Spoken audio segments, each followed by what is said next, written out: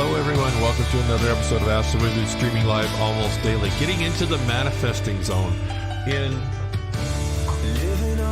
step 2 in the manifesting manual. We'll talk about that in a minute. I talk about your first priority, your first step is getting in what we're calling the manifesting zone. To the degree that you do that, really what's going to determine how effective your manifesting is. Starting the, where's my mouse, 5-minute timer now, and we will see you in 5.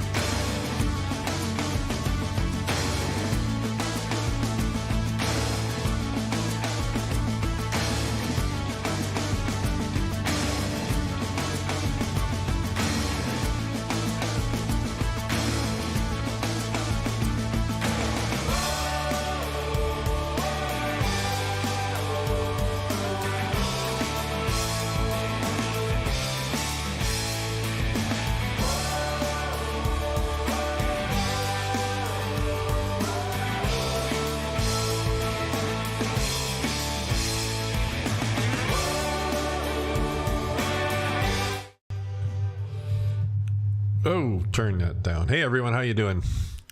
Russ here, Ask the Wizard, streaming live almost daily. Washed my hair, but haven't blowed at it yet, so we'll just have to live with it, won't we? Okay.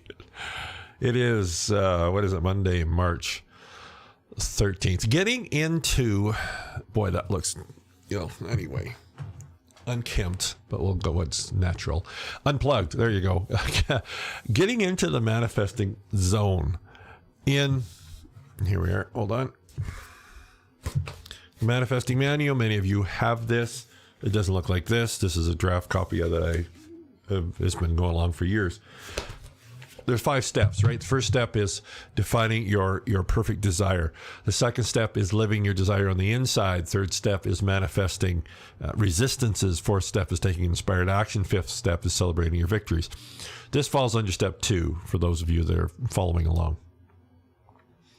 If you want the manifesting home study, go to healingcenter.ca. It's, actually, Russ Leteau over there, and then you can click through to get to it, but healingcenter.ca will take you there directly.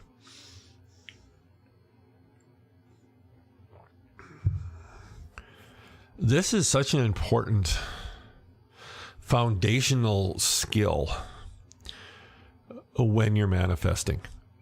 because and I've said this really right from the beginning. It's not so much, oh, my timer is still going. Let's get rid of that thing.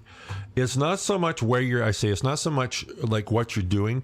It's where you're doing it from. So it's the energy behind the action that really empowers the action, not just the action. So in the Reiki courses, I would say the hand positions, right? Whether you're doing a self-treatment or whether you're treating somebody else, you can memorize physically. Hey, buddy, how you doing, man? Gary's tuning in from Texas. I think he's still in Texas. Met him in Austin in, 2011, I think. It was hot. It's always hot. Never mind. But I would say you could memorize the hand positions all day long, and you're not going to be effective. I would say it's never, I think I can use that word, never the practice, and it's always a practitioner. So it wouldn't really matter what hand positions you use. When you've done the pre-work, I like to say they're going to be effective. If you haven't done the pre-work, it doesn't really matter what hand positions you use. You're not going to be effective. And this applies to manifesting and what I call the manifesting zone. So getting into that zone, that non-physical, or you could say vibrational state, that I'm just going to bump this down just a little bit, that vibrational state where now the techniques that you use are going to be so much more effective, because in a really crazy way, they can almost work in reverse in many ways, depending on the energetic state you're in. Okay, so let's just go to Mr. Flip Chart. I've done a little bit of pre-drawing here. This, okay, what do we use? I'm going to use purple just for fun. So this is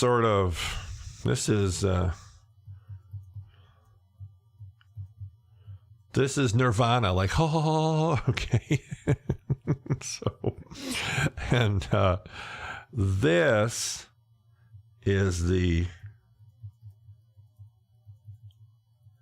manifesting zone, okay? And at any point in time of the day, we can be anywhere along this moving scale.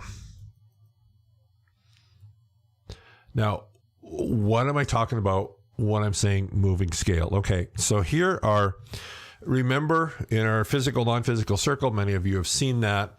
There's the physical world, the world of your five senses, and then there's the non-physical. It's often referred to as energetic. But of course, as we know, everything's energy, right? It's just vibrating at different frequencies. We experience it differently. So for instance, this electronic pen is energy vibrating in a frequency. A thought that you have is energy vibrating in a frequency. It's just one of them I experience as physical, the other one I don't. Okay, so for me, there is a non-physical and a physical indicator to kind of let you know where you're at on this scale. So I'm going to go physical and I'm going to go non-physical. Now, and this is moving. Remember, the scale goes up and down. So the physical indicators, and I like to keep them, as you know, really simple so you can measure these things. So as we go up the scale, we feel tension. We feel tension in our body. As opposed to when we're going this other direction, we feel relaxed. So sliding scale, tension. I'm exaggerating a little bit. Tension, relaxed. And remember, it's moving, right? It's not a switch, it's a scale.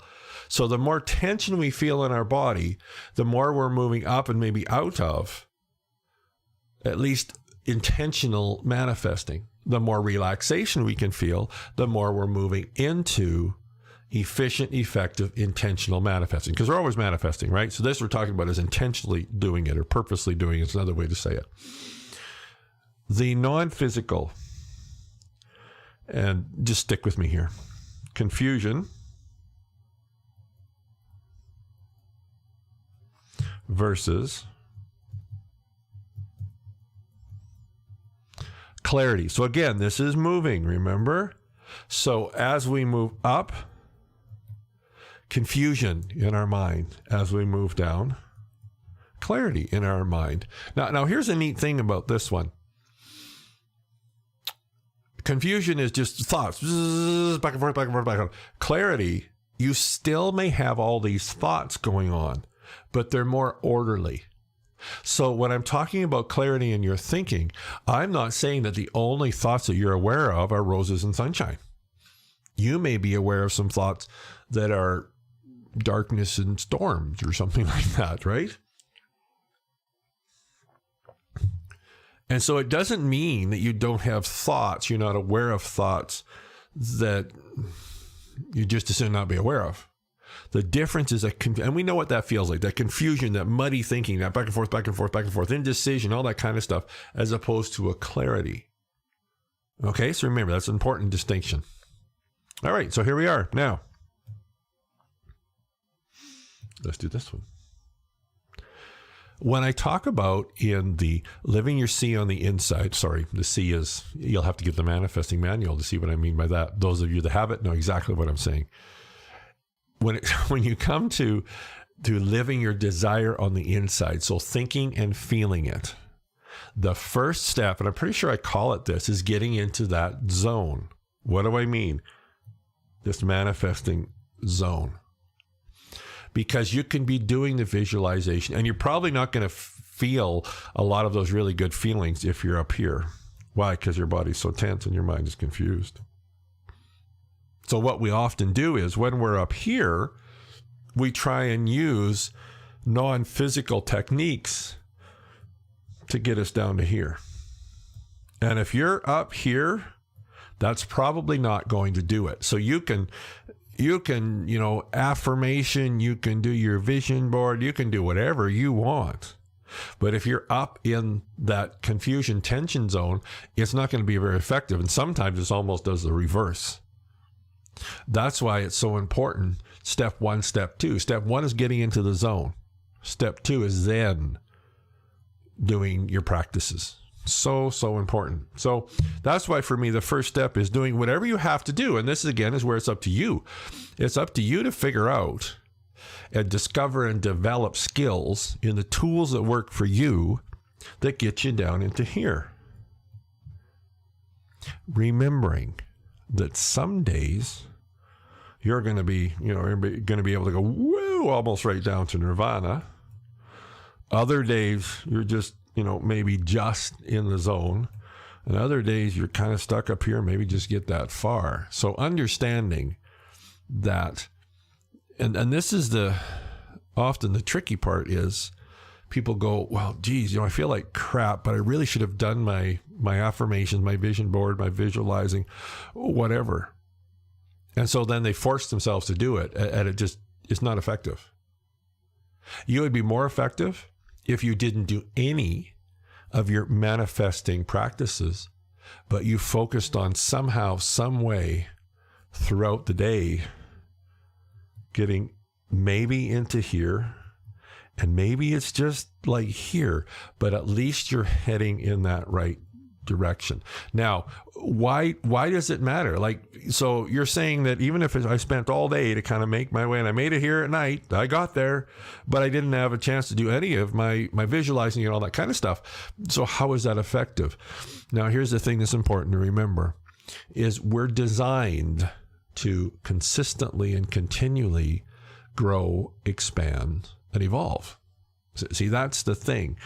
Michael Singer, the surrender experiment. It's a really good example of that. All he did, quote unquote, all he did was daily get into that, I'm calling it manifesting zone. And then things just naturally happened for him. He didn't have to do anything else. The manifestations, the steps, that continually growing, expanding in his life experience just happen. And that's the thing to remember. It is in your, if you will, non-physical DNA for your life experience to get better and better and better. It doesn't mean there aren't adventures along the way, but if you look at it kind of on the curve sort of thing, that's we're designed to do that. And so if you don't do any specific techniques, but you just focused on getting really good at getting into that manifesting zone, as I like to call it, things are just going to start to get better and better and better. But of course, what we like to do is do some intentional. We like this, and we like this, and we like this, and like this. This is why understanding this is so effective. So I'm just going to make up numbers.